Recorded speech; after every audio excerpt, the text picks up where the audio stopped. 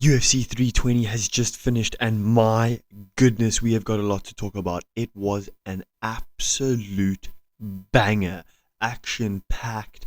Alex Pereira and new Sharma, he is back. He reclaims his light heavyweight gold, knocking out Big Unk in the first round. Insane. Merab kept his belt. We'll chat about those fights, but let's go through it, starting at the bottom of the card. Veronica Hardy against Brogan Walker went as expected. Veronica Hardy got the decision, outclassed Walker. Good fight. Second, Ramiz Brahimaj against Austin Vanderford. I took the underdog Brahimaj in this, and I said he'd win by submission, and in round 2 he got the submission win. Absolutely stoked with that. Good fight as well. Then we had Chris El Guapo Gutierrez against Farid Basharat.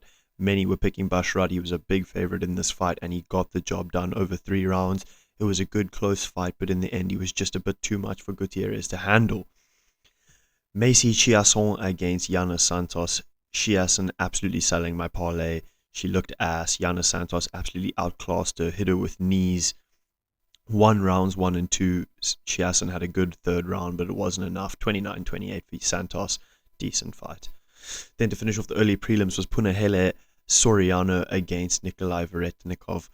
Soriano dominated the fight in the wrestling, manhandled Veretnikov, and yeah, it was really just a dominant wrestling performance from Soriano. So yeah, fair play to him.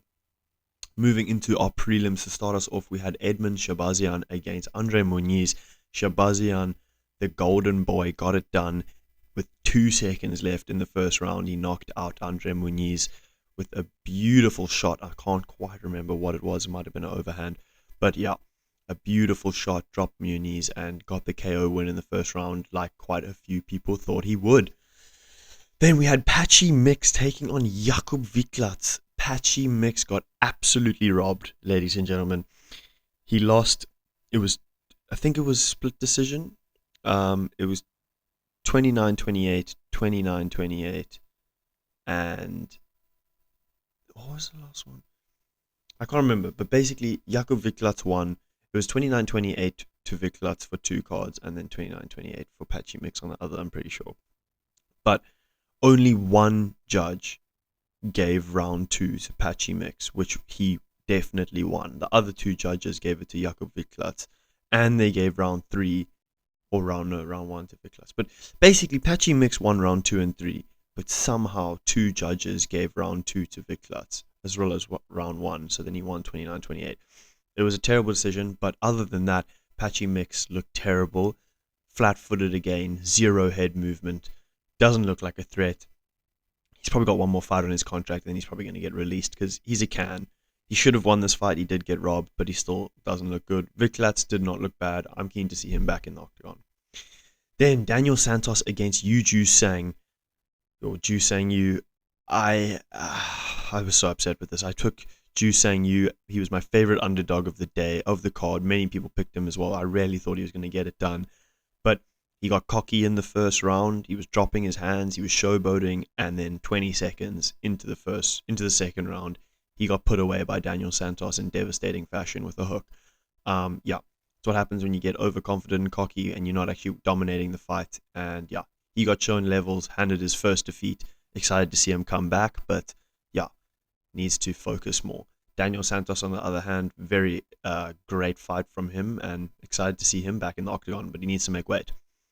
Finish off our prelim card, we had Etebe Gautier against Treston Vines. Obviously, we all knew Treston Vines was a lamb to the slaughter here, getting fed to the dogs. Layup fight for Gautier, as many of his fights have been, and as expected, 1 minute 40 into the first round, he got knocked out. Kind of a weird one. Vines was holding Gautier against the fence in sort of a clinch, and then Gautier just threw him down and then landed some brutal strikes to finish the fight. Yeah, wasn't surprising. Everyone knew it was going to happen.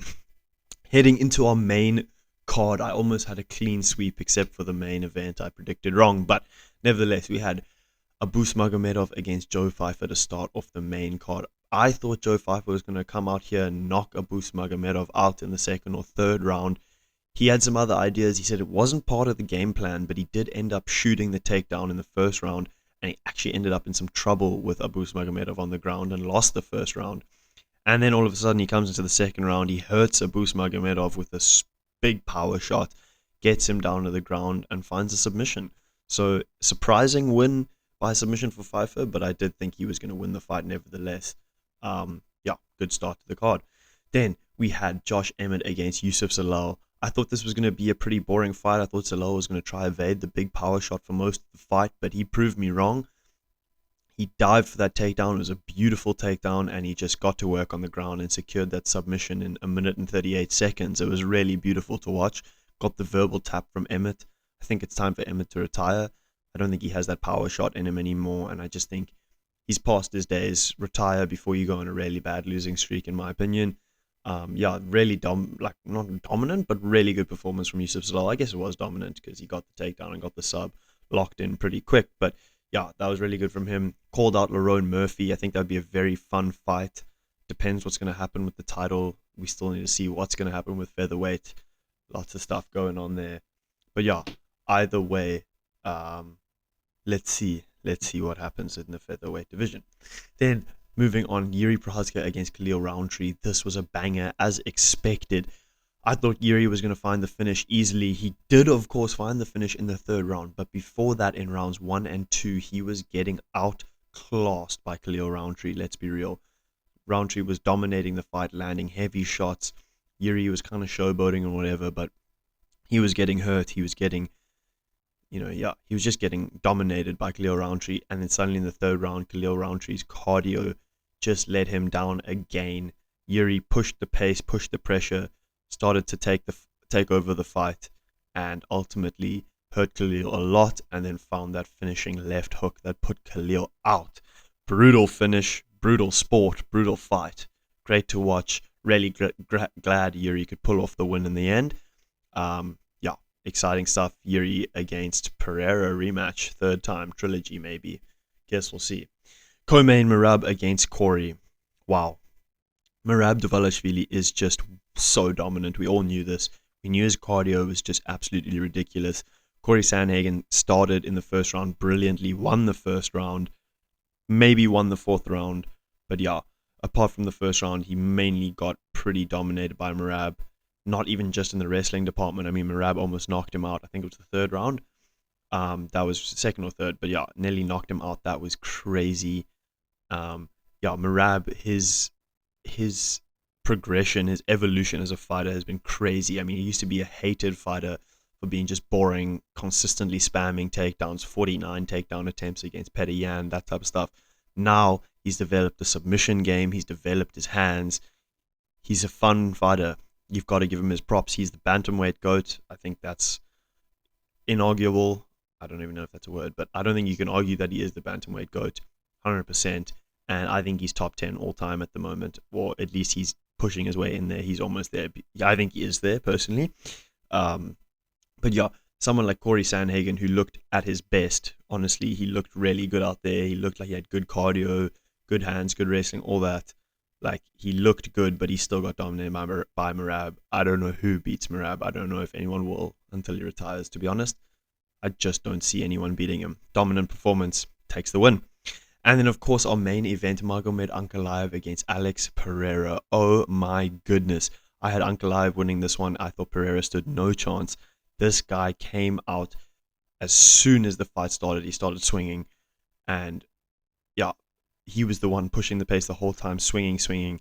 And then he landed a huge overhand right, dropped Ankalaev, and then he just finished it. It was crazy, unexpected, but I'm so glad he won. Yeah, really good to see Sharma back in the win column. And I don't know what he does from here. I mean, he's pretty old, but I feel like he probably will want to fight again, but I don't know. I don't know what he's going to do. If he is going to fight again, it's definitely Yuri Prochazka. It's got to be the trilogy fight. I don't know if people really want to see that.